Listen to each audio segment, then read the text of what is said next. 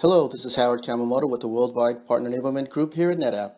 And today we're going to share with our partner audience a brief technical demonstration on the capabilities and options of the NetApp Element Cinder driver on NetApp HCI.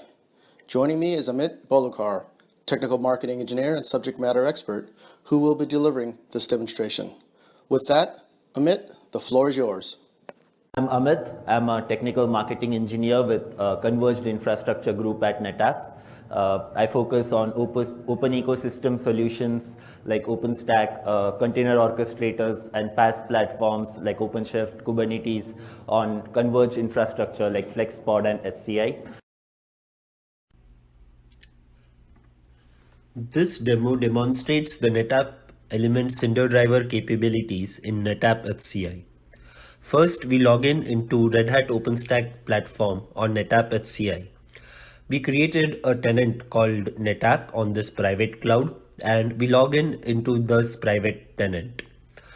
First, we create a bootable Cinder volume.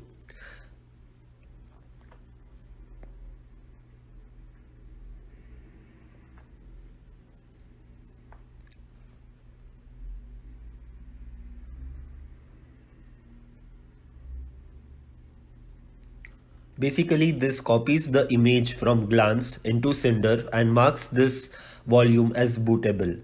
This ensures that your instance boots off this volume, making it persistent.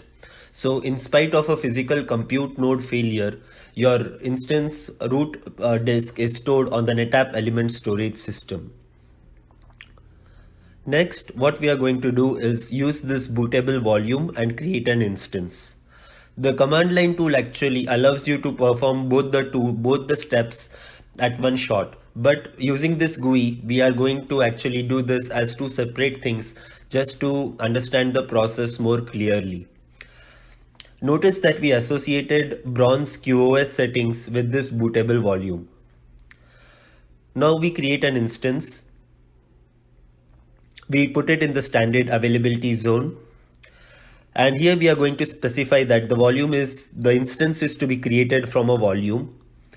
We associate it with the bootable volume, associate a particular node virtual machine flavor, and a private tenant network associated with this tenant. This goes ahead and creates a virtual machine in the private cloud. Note that the virtual machine is booting from the Cinder volume.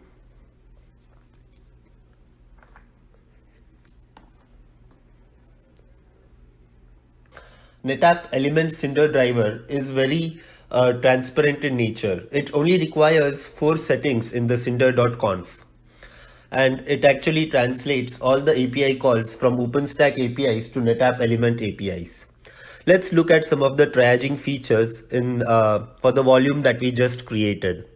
Note the instance UUID, the unique ID associated with this volume that we created. If we next log in into the NetApp Element storage system,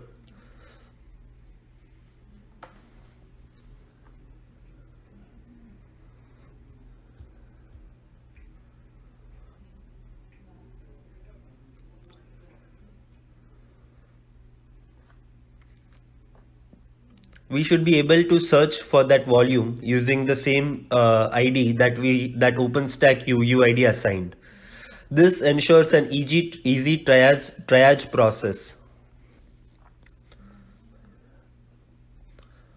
So the UUID in OpenStack is associated with the UUID in Element, which makes it easy to troubleshoot in case the volume is not being created or we want to check what are some of the capabilities associated with that volume on NetApp Element storage. Next, what we are going to do is take a look at the account. Each account in NetApp Element corresponds to an OpenStack project. So note the account UUID. Again, this would correspond to the tenant ID inside OpenStack. So like I mentioned, we did this in a tenant called NetApp, which has its own unique tenant ID. So if we look at the tenant ID in OpenStack, we should be able to verify that it corresponds to this account ID present inside NetApp element.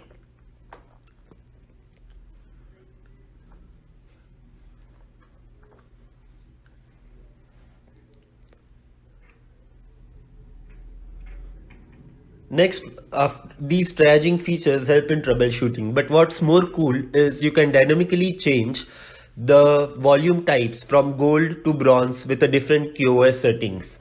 What this enables is if your workloads change their characteristics, you need not create new volumes or associate new policies. You can dynamically change the policies and associated QoS settings without actually impacting your workload. One of the other things to demonstrate that NetApp Cinder driver natively enables in OpenStack is the cloning capabilities. So you need not go inside NetApp element to create space efficient clones, but rather you can use the same OpenStack APIs from the OpenStack tenant or OpenStack APIs provided to your tenant, and you can clone instantaneous volumes. So from a private service provider's perspective, you're not consuming as much space because these are space efficient clones, and at the same time you're enabling your tenants to create new clones of their existing databases or application data in an easy manner. We again verify the cloned UID associated with OpenStack corresponds to the volume UUID on NetApp Element storage system. Thank you very much, Amit. I think our partner audience has a much greater appreciation for the capabilities of the NetApp Element Cinder driver for NetApp HCI and the value to customers. In addition, hopefully you as partners can further leverage these capabilities in developing your partner services, not just for Red Hat Private Cloud, but also for the hybrid cloud, as well as ultimately hybrid multi-cloud infrastructures. So where can you as partners find more information? There's the GitHub, the repository of all things open source. There's a NetApp support site where there's a great wealth of information and documentation, including the design and deployment guides for Red Hat Private Cloud on NetApp. And then there's also a series of partner collections on the field portal dedicated to Red Hat, including Red Hat Private Cloud. So thank you again, Amit, for providing the demonstration. Thank you, partner audience, for attending. Until next time, this is Howard Kawamoto. Great selling.